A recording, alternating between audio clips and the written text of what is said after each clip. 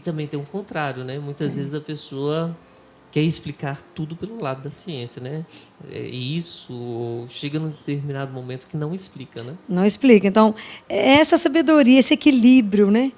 Porque a ciência tem limite, mas a vida não tem. É impressionante. A vida acha o caminho dela, né? Ao momento que a gente, do ponto de vista da ciência, fala não tem mais jeito, a coisa pode mudar. E a gente tem que ter a humildade, né? O médico tem que ter a humildade de reconhecer que aquilo já não fez mais parte da ciência. E é interessante que, às vezes, as pessoas percebem, né? A enfermagem, muitas vezes, fala, doutora, essa não foi a gente, não, né? Fala, não foi. Né? Então, perceber isso com humildade, né? Que isso não anula o trabalho do médico. Isso não anula o examinar, o ser o melhor médico que a pessoa pode encontrar, o dar o diagnóstico certo, o escolher o tratamento certo, fazer o melhor pelo seu paciente. Isso não anula. A fé não anula isso. Mas existe uma coisa que é além. A alma, ela precisa de mais do que remédio, senão ela não se levanta. A alma precisa de música, a gente fala isso. A alma ela precisa de uma razão para ela se levantar. Senão você pode dar o remédio que for, que ela não se levanta. Isso é muito sério. Né? E isso é também muito bonito, não é? Porque chega num determinado momento, como a enfermeira colocou isso, e não foi a gente, não é? Medicina não é 100%, não é? Nada é 100%. 2 e 2 nunca é 4 dentro da medicina. Dá 1,5, dá 3, dá 5, mas não dá 4. Quem dera, você pega 10 meninos com a mesma doença, você dá o mesmo remédio, cada um responde de um jeito. Porque cada pessoa é única na sua forma de responder, na sua imunidade e na razão daquela doença. Por que o seu corpo adoeceu? Tem uma razão. O que quebrou em você esse equilíbrio? Por que o seu corpo está expressando muita coisa que está doente na alma? Quantos meninos que eu já vi em coma ser levantados por causa do amor, onde a ciência já não tinha mais o que fazer. Foi um menino de lúpus, por exemplo, ele foi levantado por causa do amor da família. Então, existe uma razão, eu falava com os pais, não prometa aquilo que vocês não vão cumprir. Que eu creio que a única coisa que vai fazer esse menino sair do coma e levantar é o amor. Mas se vocês não acreditarem nisso, vai passar creme no menino. Nós compramos um pote de creme para a família passar no menino. O menino quase caiu da cama de tanto creme que passava nele. Porque não tinha o que conversar, ele estava em coma. E ele recuperou e saiu. Mas é o que se escuta, né? A alma tem que ter uma razão. Então, se eu estou muito doente, por que eu vou levantar? Eu tenho que ser amado. O amor é uma força que é uma coisa louca. Porque eu sou amado, eu venço.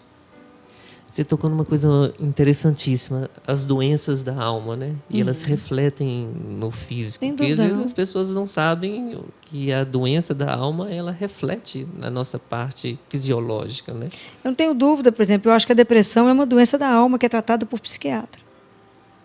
Por isso tão pouco sucesso. Então é muito grave. Né? Então, agora no carnaval, os psiquiatras passaram muito aperto, porque a maior doença que existiu foi depressão grave com tentativa de autoextermínio. Então, o tanto que tiveram que medicar as pessoas para tirar do risco imediato de autoextermínio. Então, de onde está vindo essa aridez, essa falta de sentido que quer te levar a acabar com você mesmo? Isso é doença da alma. Quem carrega o corpo é a alma, né? E, às vezes, as pessoas... eu falo que tem um teólogo dentro da igreja que ele diz que, às vezes, a gente acha que nós somos seres materiais vivendo experiências espirituais. E ele vai dizer o contrário. Nós somos seres espirituais vivendo experiência material. E as pessoas não conseguem perceber isso. Né? Essa dimensão. Então, acho que é isso que é tanta dificuldade médica. Né? Assim, o médico ele é formado para cuidar do corpo.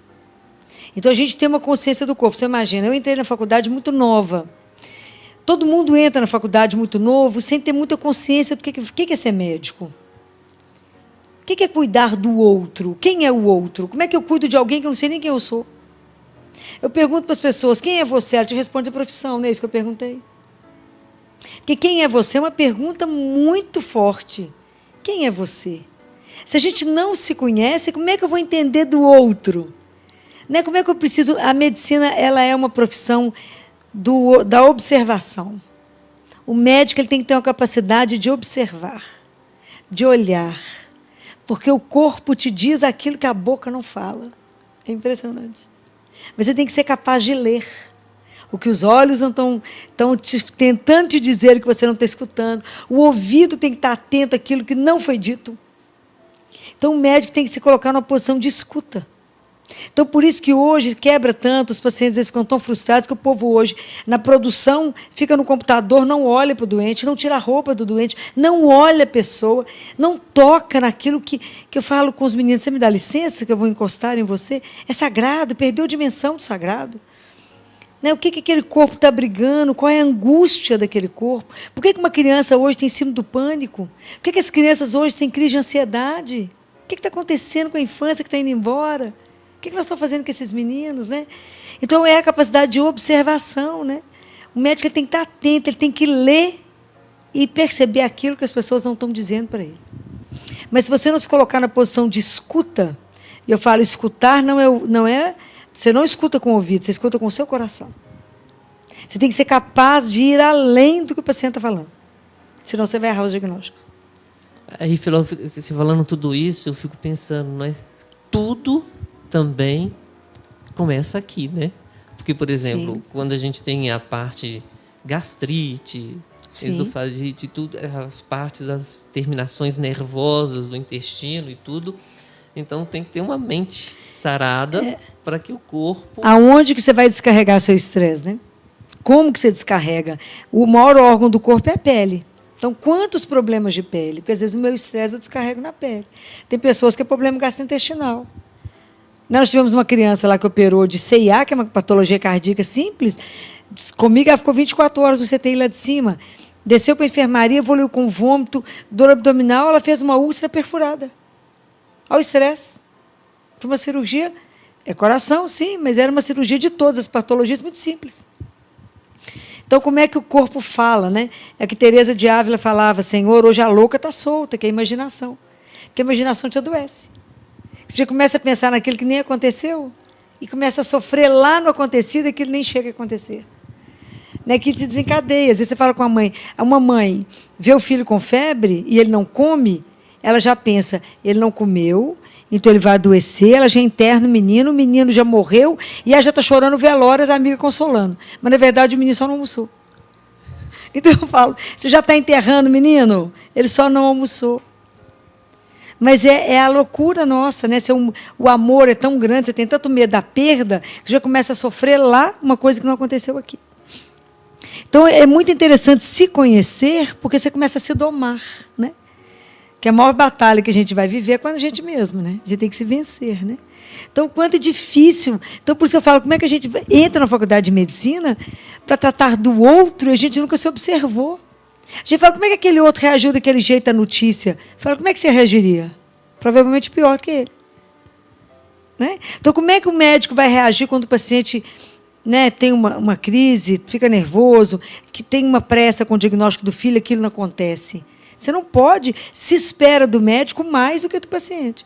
Então, você tem que ter mais tolerância, ter mais paciência, você tem que ter mansidão. Deixar ele brigar, querer bater no você. Né? Ficar na frente dele, esperar, ele acalma, aí você fala bem manso, e aí você ganhou o coração dele. Né? Mas isso tudo é um caminho. Mas eu acho que essas coisas tinham que ser discutidas mais vezes dentro da escola. Né? Há uma dimensão do ser humano que você não trata com remédio.